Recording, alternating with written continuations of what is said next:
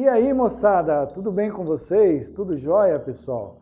Vamos lá para a nossa aula. Pessoal, na aula de hoje, sobre geometria espacial, vamos falar dos prismas. Dá uma olhada nessas imagens. São alguns exemplos de prismas. Mas afinal, o que são prismas? Olha só a definição de prisma. São sólidos geométricos que possuem as seguintes características. Primeira, as faces laterais são formadas por paralelogramos. Lembra o que são paralelogramos?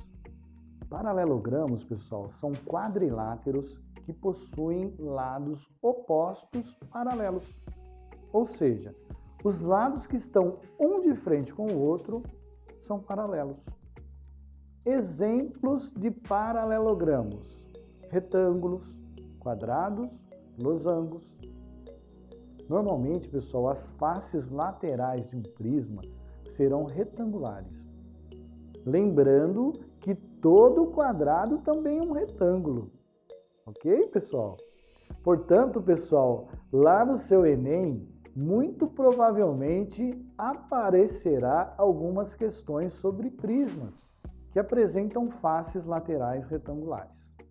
Então, essa é a primeira característica de um prisma: faces laterais em forma de paralelogramo. Fechou?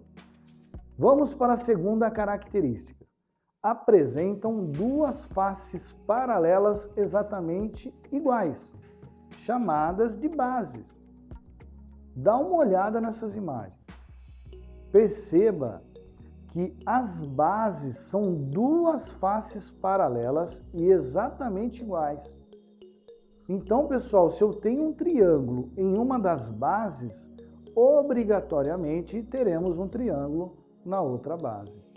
Se eu tenho um pentágono em uma base, na outra também será um pentágono. E serão pentágonos exatamente iguais, ok? Então, pessoal, resumindo, temos duas características para que um sólido geométrico seja um prisma. Primeira característica: faces laterais em forma de paralelogramos. Segundo, as bases serão paralelas e iguais. Nessa imagem, temos um resumo dos elementos que encontramos nos prismas. Temos as bases paralelas e iguais.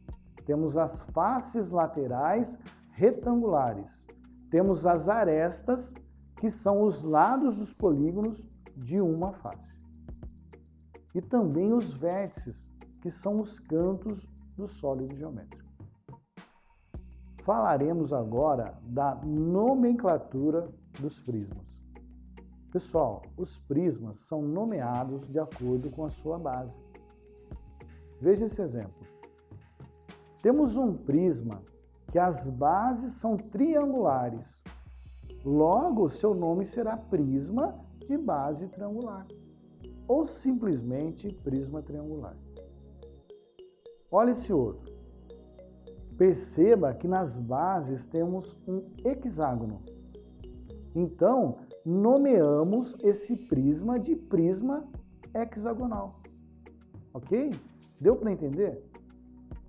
Pessoal, gostaria de destacar dois casos específicos de prismas que são muito cobrados no Enem, que são os paralelepípedos e os cubos. Primeiro, vamos falar dos paralelepípedos. Olha só, os paralelepípedos são formados por 6 faces. As faces que são paralelas, ou seja, as que estão uma de frente com a outra, são congruentes, ou seja, são iguais. Apresentam as mesmas medidas. E além disso, todas as faces são retangulares. Sendo assim, pessoal, podemos facilmente calcular a área desse paralelepípedo, bastando calcular a área de cada face retangular e depois somar essas 6 áreas. Então, pessoal, caso eu tenha um paralelepípedo de arestas A, B e C, bastaria multiplicar A vezes B, A vezes C e B vezes C. Somar esses valores e multiplicar por 2, já que temos duas faces iguais de cada retângulo. Ficaria assim, então. A área total é 2 vezes, abre parênteses, A vezes B mais A vezes C mais B vezes C, fecha parênteses. Legal? Outro tema muito cobrado no Enem, pessoal, é o cálculo do volume de paralelepípedos. Para o cálculo do volume de prismas, fazemos sempre a área da base multiplicado pela altura. Isso para qualquer prisma. No caso do paralelepípedo, de lado ABC, bastaria fazer A vezes B para encontrar a área da base e multiplicar por C, que é a altura. Tranquilo, pessoal?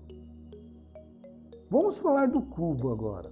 O cubo, pessoal, é um paralelepípedo que possui todas as faces quadradas e congruentes. Ou seja, 6 faces iguais e quadradas.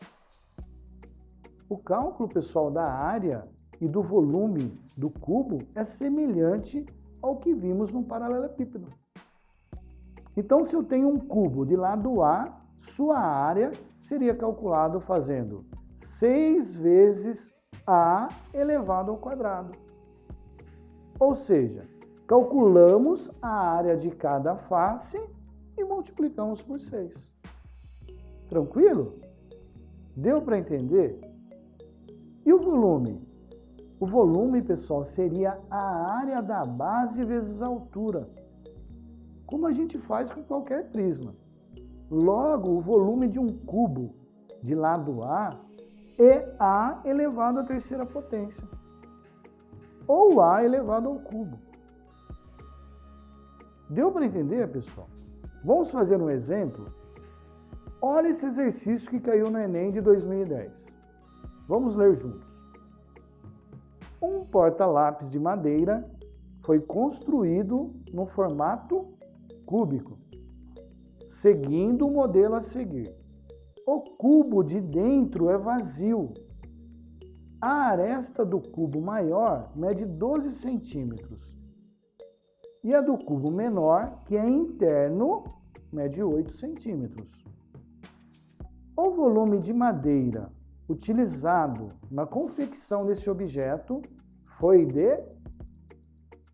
Bom, pessoal, como podemos resolver essa questão? Vamos pensar? Olha só, se a gente conseguir calcular o volume do cubo maior e subtrair do volume do cubo menor, encontraremos o volume pedido. Consegue perceber isso? Vamos fazer isso então.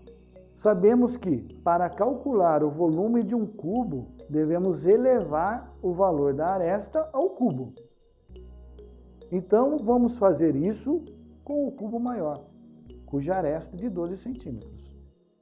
Elevando 12 centímetros ao cubo, encontraremos 1.728 centímetros cúbicos.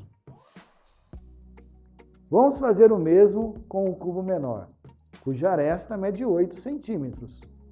Elevando o 8 ao cubo, encontraremos 512 centímetros cúbicos. Agora, vamos subtrair esses dois valores. 1.728 centímetros cúbicos subtraído de 512 centímetros cúbicos, que vai resultar em 1.216 centímetros cúbicos. Gabarito, letra D. Essa é para gabaritar, hein, moçada?